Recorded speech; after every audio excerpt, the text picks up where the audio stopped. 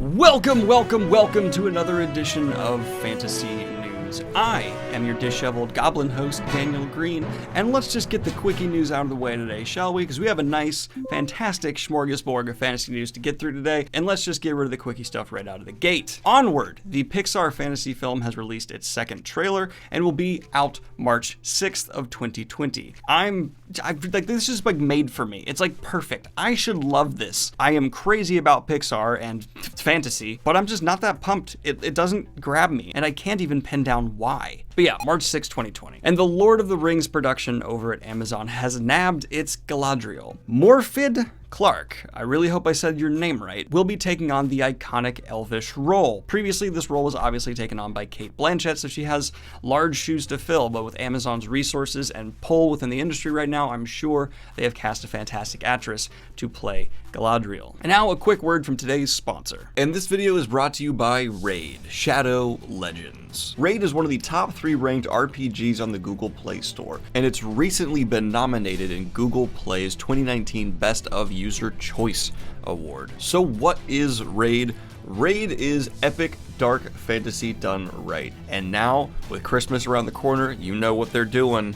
Christmas-themed champions. With either Sir Nicholas or Frostbringer, you can stay festive, killing the enemy. And if that's not enough, there is a new fusion event going down during Christmas, and it's only available for the next couple of weeks. You can combine a few champions and get a new Christmas-looking champion. Tormund the Cold, a new legendary champion from the Dwarf faction. And the best part, of course, it's all free to play. So what are you waiting for? Go to the links in the description, sign up, and if you use the links that are down there, you will get 100,000 silver and 1 free epic champion, Lightsworn. But act fast because this special offer will only be effective for the next 30 days, so go click those links. Now that we've gotten the quickie news out of the way today, let's go ahead and dive into the stories I'm most excited about, starting with a recent announcement from a fellow content creator here on the platform. Ideas of Ice and Fire, aka Quinn, who, if you haven't checked out his channel, do yourself a favor and do it. He does some of the best deep dives on the Dune series, A Song of Ice and Fire, and several other fantasy franchises. Well worth your time. But he has announced for the last 2 years he's been working on a graphic novel, and the finish line seems to be within sight, as you can sign up for a newsletter to get updates about it. I just love seeing a fellow content creator here on the platform really achieving something that seems to be a dream for them. It gives me hope that my own book can become a reality, and I'm not going to be stuck in the place I am forever. Seriously, congratulations, Quinn. I'll absolutely be getting my hands on this as quickly as I can and have a review up on the channel for you all. I'm just really excited for Quinn here, and I think he sends a good message to other content creators that you can achieve your, dreams. Speaking of new fantasy stories coming down the road, the sequel to 7 Blades in Black has officially been announced on Sam Sykes' Twitter. 10 Arrows of Iron will be released in 2020 and is available for pre-order now. I have not reviewed 7 Blades in Black. I do plan to rather soon. I'm currently reading King of the Wild, but that one is soon on my TBR as well. Described as a desperate heist to save the world, 10 Arrows of Iron has a good pitch going for it. That's cool.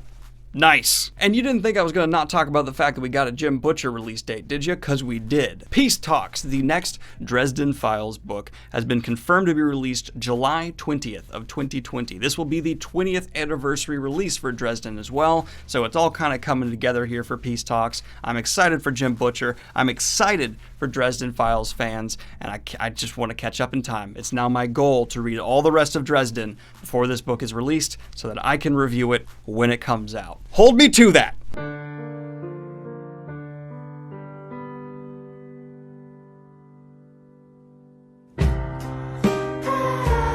And in the final bit of actual new book news, the new Warbreaker editions, the leather-bound ones, are available for purchase. I'm sorry, it's too late to get the numbered ones, or you can see, like, I had the 5th, but the unnumbered ones are still available on Brandon's website. They look stunning. I wish I could get one. I'm not budgeted for it, unfortunately, but wow. These leather-bound Cosmere books are pieces of art in themselves. Holy moly. And in very good news for Neil Gaiman fans, Dark Horse Comics, who have several incredible titles under their belt, is set to adapt his Norse mythology book into a comic book. fantastic. But that's not the last bit of Neil Gaiman news. No, no, no. Simon Pegg, famous for the Cordero trilogy, is apparently working on adapting The Ocean at the End of the Lane to a TV series. When asked about it recently, he did confirm, yes, he is working on this Neil Gaiman property. Not the person who first came to my mind, but with him having major nerd cred, it's not a surprise either, and I'm excited to see his name attached. I feel like Simon Pegg does, in general, just have a real firm understanding of what makes these kinds of series and stories work, so having him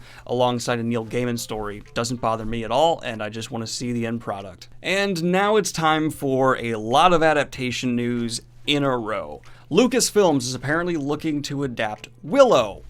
Don't know why they're looking to do that. Okay, alright, I like Lucasfilms has a good track record, and Willow's cool, so alright, it's gonna be a TV series, so we're going that route. And in news, I wasn't going to cover it first, but after thinking about it, sure, why not news?